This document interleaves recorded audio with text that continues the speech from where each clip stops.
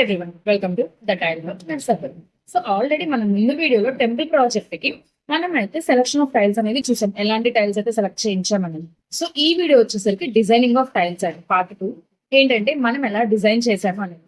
So customer మన client వచ్చేసి marble shade లో కావాలి అని అయితే కనుక ఒకటైతే మెన్షన్ చేశారు. సో మనం ఏం చేసామంటే టెంపుల్ వాల్ ఇన్సైడ్ అండ్ అలాగే అవుట్ సైడ్ మొత్తం కూడా మనం అయితే మార్బుల్ షేడ్ లో ఉండేలాగా వైట్ బేస్ మీద ఉన్న డిజైన్ అయితే ఇచ్చామండి. నేను అదైతే పిక్చర్ కూడా కింద మెన్షన్ చేస్తాను చూడండి.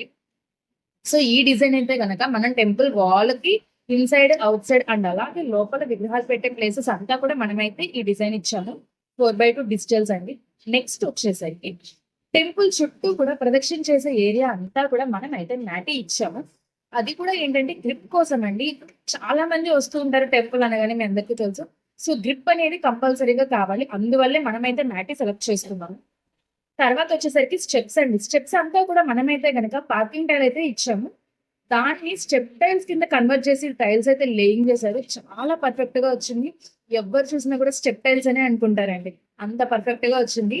సో డిజైన్స్ అయితే నేను ఎలా డిజైన్ చేశానని చెప్పాను కదండి. సో ఫైనల్ వీడియో అయితే కనుక నేను పార్ట్ 3 నెక్స్ట్ వీడియోలో అప్లోడ్ చేస్తాను. అంతవరకు అయితే కనుక మన పేజ్ అయితే ఫాలో అవుతానండి. అప్డేట్స్ కూడా వస్తూ ఉంటాయి. Thank you.